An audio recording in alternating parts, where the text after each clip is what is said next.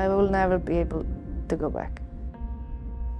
And somehow you just gain hope again, like after a few months, and then there's like we watch our friend's house burn down alive.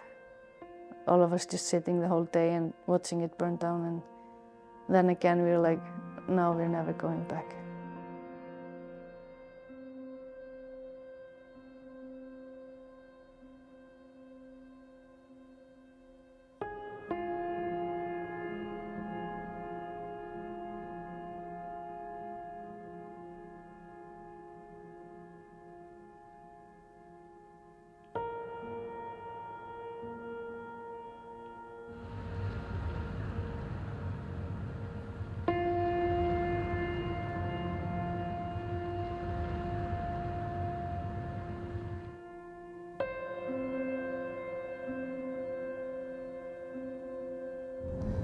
And up we go.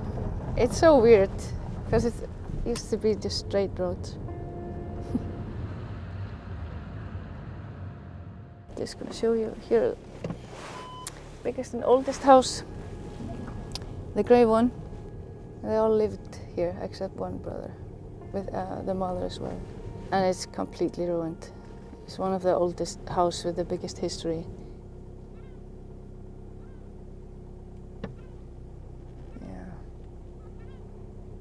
Can we go up here? No. No. Okay. I see the cracks, but it's always good to be home. And it's so peaceful and quiet. The town of Grindavík is closed. And the reason for that is that there are dikes going through the city in many places where you could actually just fall through the earth. These eruption and seismic events that's been going on there have both been very dramatic earthquake events with a lot of earthquakes and with cracks opening up, fissures opening up in the ground, but as well volcanic eruptions. And last but not least, when the lava flow went into Grindavík and went over a few houses there.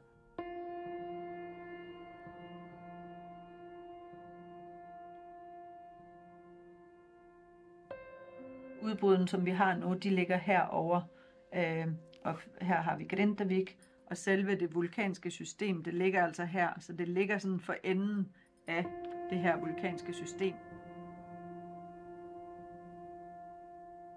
Mit navn er Øland-Petersen, og jeg er leder af det, der hedder Nordisk Vulkanologisk Center her ved Islands Universitet. Grunden til, at vi har al den vulkanske aktivitet præcis på Reykjaneshalvøen, det er, at vi har to plader, der bevæger sig væk fra hinanden. Så vi har den nordamerikanske plade, der bevæger sig, og vi har den eurasiske plade.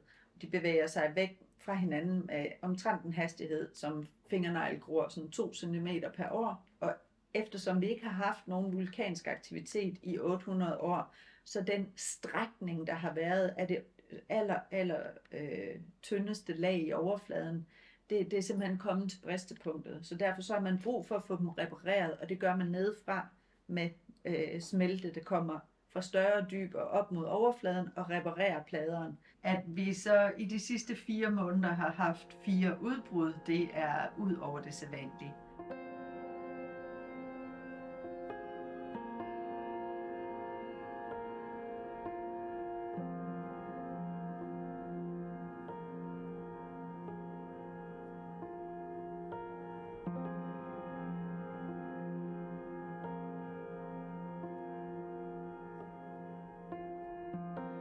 I don't know the number of earthquakes that day, but it was ridiculous.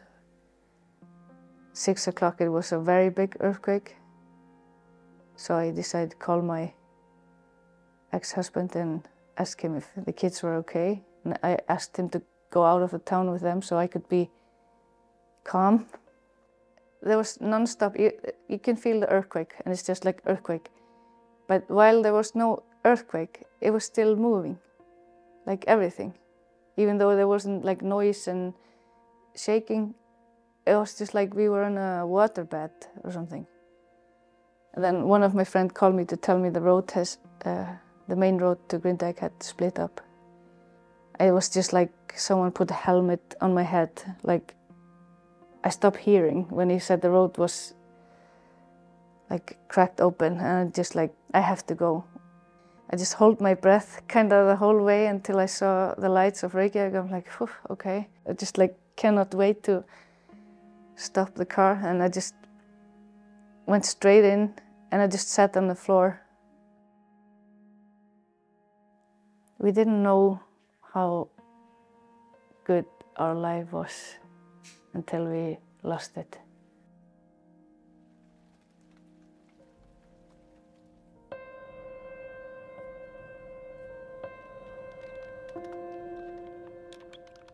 I think people expected something to happen there, to be honest. We know where we live. We know that we have to respect Mother Nature. With the earthquake started earlier in the day, and this was a Friday, many people actually decided to go to their summer houses or go to friends and family, at least during the day. This civil protection system is on its toes, and all the responders are on their toes. They know what to do, they know how to do it, and they're experienced and they're well trained, and that is the base for why this went so well. And it took them about half an hour to 45 minutes to evacuate the rest of the city. My name is Unnar Magnusson, and I am an engineer, and I live in Grindavík.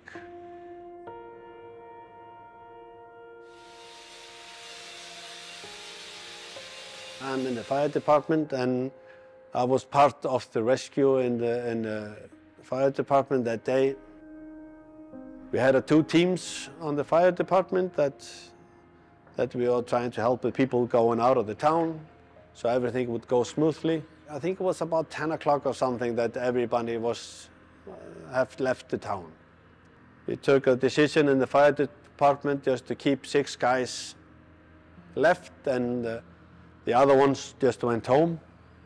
So we were just going to be there in case if something happened. But when the time was, I think it was 4 o'clock at the night, then we have a call that they said everybody need to leave from Grindavík. Then it was a little bit strange waking up the day after, because like I said before, it was like living in a bad movie.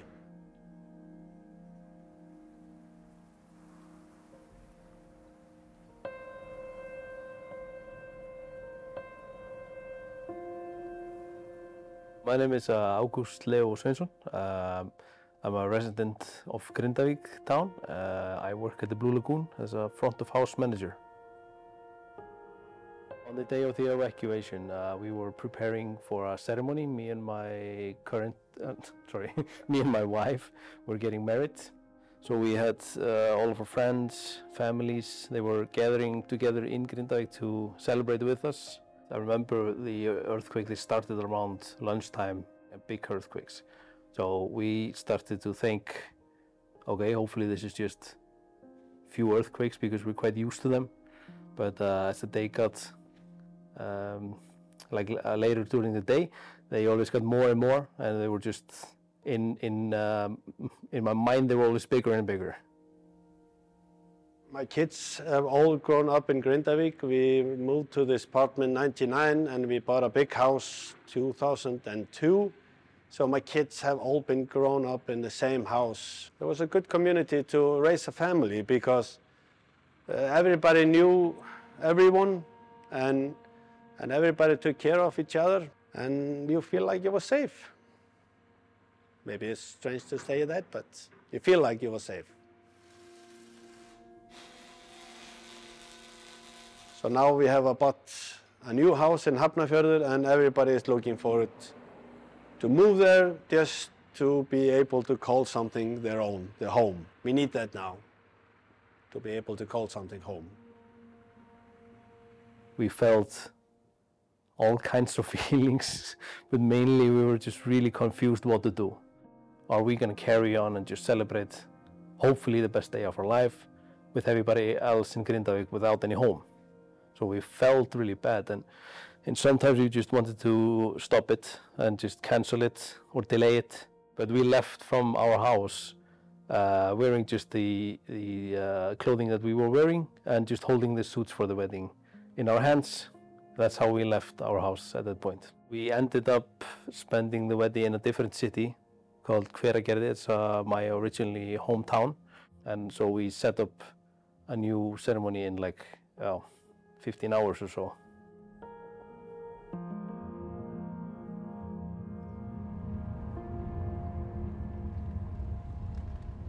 Yeah, here's the entrance of my street. People talk about they enter the town. It's like quite scary at first, like driving here, but as soon as you're home, inside your home, you're safe, because home is always a safe place.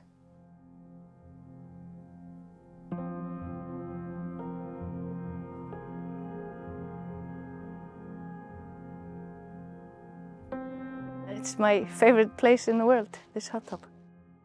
I used to go every night, and it's like no sound, nothing, just northern lights. So easy to relax here. It's not easy in Reykjavík. So many sounds everywhere, and like traffic, and it's like a problem going to the store. You get stuck in traffic and it takes 30 minutes. Here just 5 minutes and you're back. Selve Grindavik ligger ekstremt uheldigt, fordi det ligger direkte ind i sådan en spredningszone. Så et vulkansystem, hvor at man har sprækker, der går ud fra, og når at der kommer smelte ind, så strækker de sig, og hele overfladen falder ned, og der ligger Grindavik præcis i sådan en graben.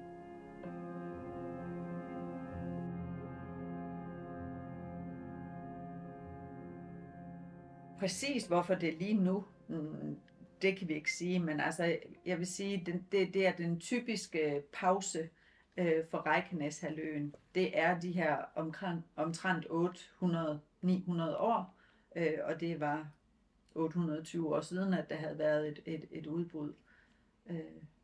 Så det var kommet til tidspunktet, hvor at man kunne forvente, at det blev aktiveret igen.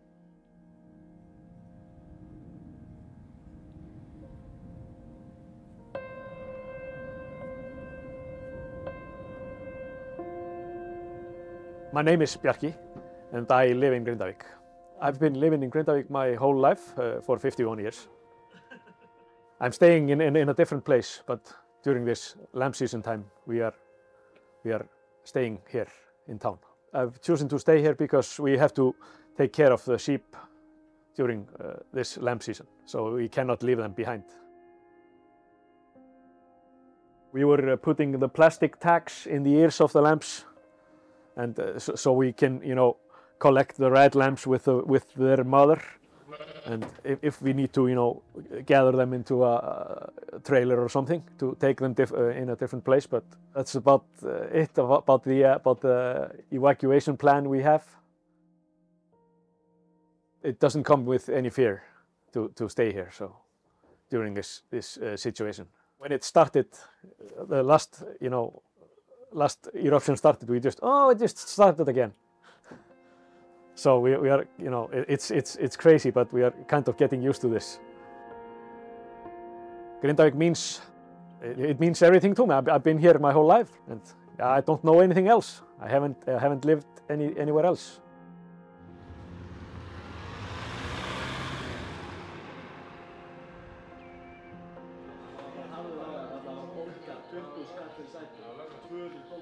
My whole life was here, and then I had to leave, like that. I just wanted to get a shade of my old life.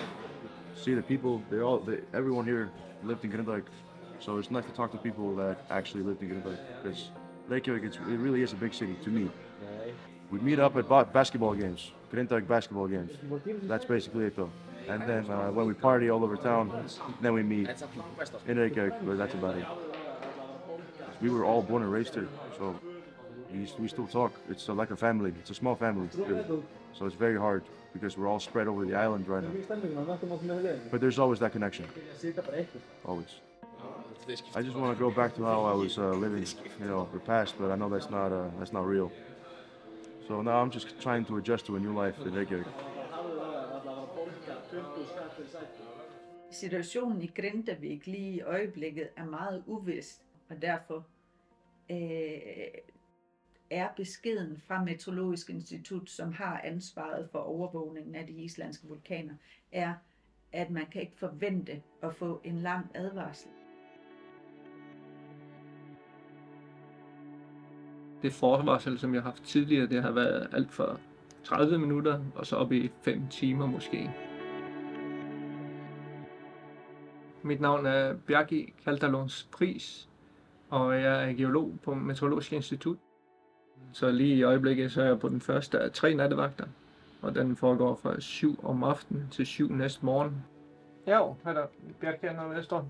Jeg vantar meterfrækur. Ja, min rolle og som Meteorologisk Instituts rolle for at overvåge, hvad der foregår i for eksempel med Grindavík, det er jo så, at vi skal se, hvad der foregår. Altså vi har en masse webkamera her for eksempel, og så følger vi med på alt, hvad der er jordskælvsaktivitet.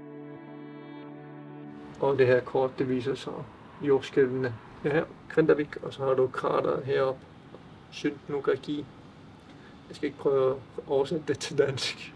Den store forskel på vulkanudbruddene, altså de 7 udbrud fra 21 og til i dag, det er jo, at de 3 første, de foregik op i Farezone, som er 5-7 km øst for Grindavík. Men det var sådan mere et sådan lukket område, og det hvad vi kalder på Island turistagos, eller turistvulkanudbrud.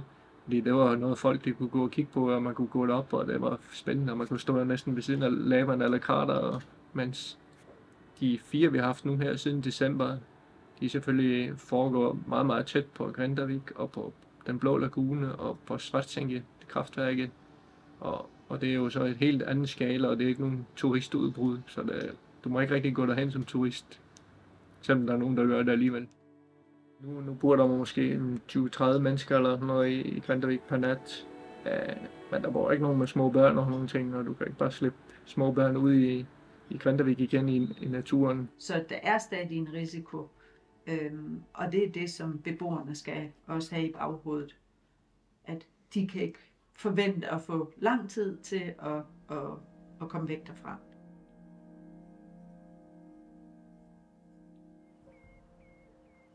My parents they just want to stay here.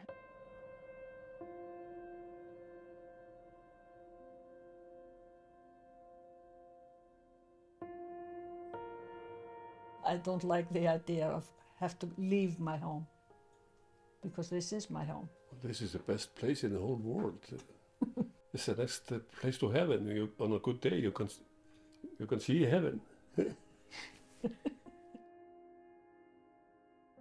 First volcano, you could see it from here. And then it was fun. Yes. Just now it's getting more serious. It was just a tourist, for tourists. I didn't go up there. Everybody in the family went up there. You didn't go? Never. I just watched it on the TV. Just watch it. From here we could see it. The flames, yes. Yes, yeah. Der er risiko, men det tager stadig tid.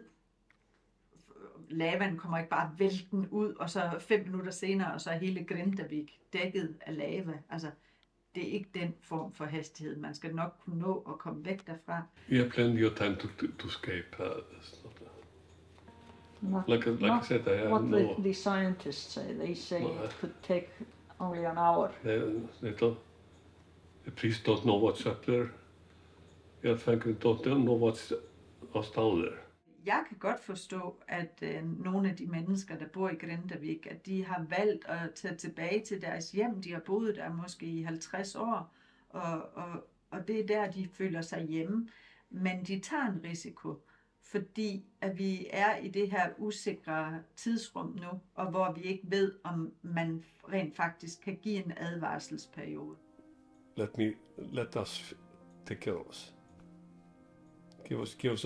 Give us a space I feel safe. In Reykjavik, everything is changing. We both grew up in Reykjavik, but Yeah. That's... But that was a very long time ago. It's a good thing to belong to this community. Yeah. And that's one of the things that we miss when we go to Reykjavik. That's the community. That in Reykjavik you have to go to through traffic lights. I don't know how many times a day. Over here there are only 2 traffic lights in Grindavík.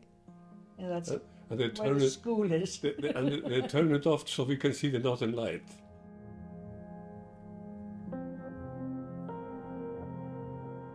We are not born here, but we are certainly going to die here. I'm proud of them, and I envy them at the same time to have the opportunity to do it, but I can't since I have kids.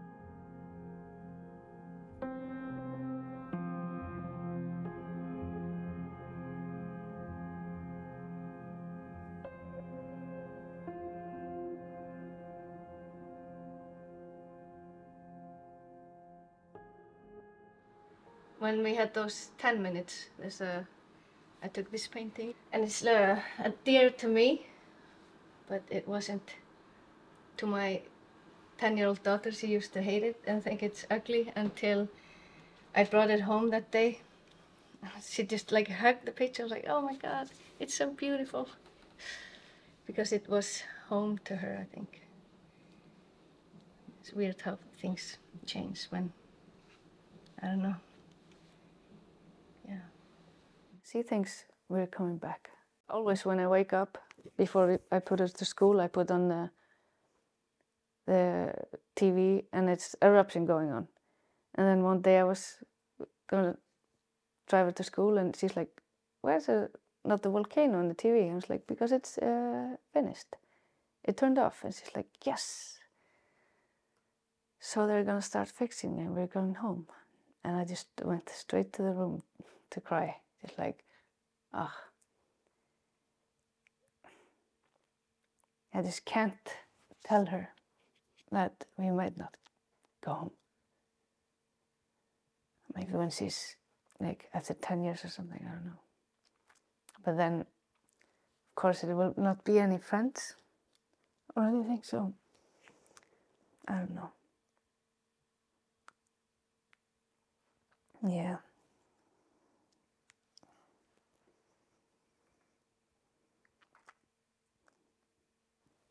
Yeah, I would never be able to tell her as long as she has hope.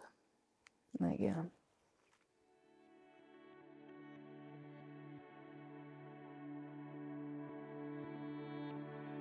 We're in the second game in our semi-finals. We won the first match, and if we win this one, we have 2-0. It's just amazing. It's just like hugs and everything from everyone. Everyone is here.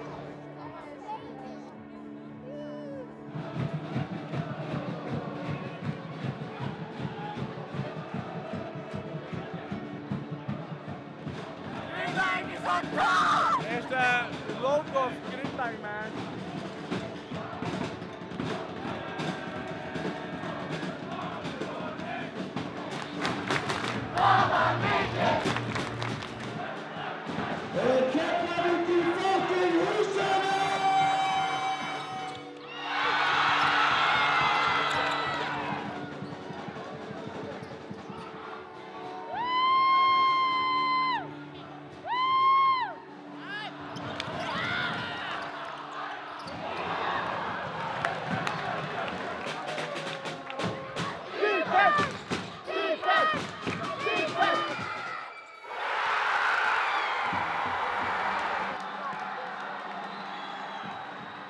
We just lost a fucking game. Some are, you know, oh, poor Grindavík, poor Grindavík. I don't want to hear it. Basketball unites us. Football unites us. The community in Grindavík was, before all of this, a great community. We had it all. We basically had it all as a community. Some are, shocked. Some are in disbelief. Some are fucked. But a lot of us we are moving back. He's moving back. Yeah. When? As soon as possible. Look at our town, which is located over there. I fucking love it. I love it. I hope for Grindavík it will be the same as it was, or even better. But usually when something like this happens, the town will never be the same. You start a new home somewhere else, and when you have ripped everything off, with the roots and everything taken out, and you plant them somewhere else, maybe after 2, 3, 4 years, I don't know if you want to do that again. So hopefully, I hope that Grindavík will be as powerful as it was before. I understand a lot of people that want to go back. I understand all kinds of views in this case, but just for me personally, I and my wife, she's on the same page that we, not right now, but never say never in the future. The future in Grindavík is hard to imagine. Not too many people are going to live here for the next 2-3 years, and it's a different thing difficult thing to imagine what's going to happen. I think it's going to be more like the tourists come and see Grindavík, and if the volcano is still going on, then it's going to be a very difficult place to live. It makes me sad, but no one is hurt, so it's okay. See, fremtidsudsigterne i Grindavík er forholdsvis dystre. Præcis hvordan det hele kommer til at udvikle sig, det er selvfølgelig meget, meget svært at sige. Det kan godt være, at det værste er overstået. This land was built on eruptions, and we're trying to live with it. Men jeg vil sige, at det er rimelig sikkert, at det kommer til flere udbrud i området. Men hvor lavaen, i hvilken retning de løber, det kommer ekstremt meget an på det præcise sted, hvor de kommer fra, altså lige hvor de bryder op til overfladen. We live here, we're raised here. It's benefits of living with such a beautiful nature.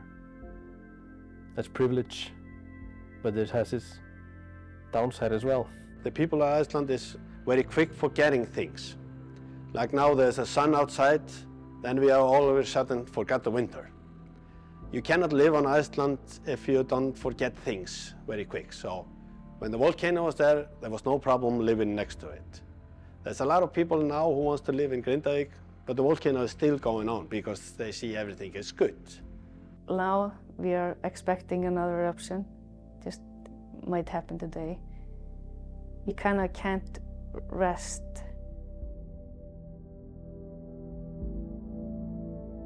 I'm gonna wait as long as I can to hope that it will be safe and this will be over.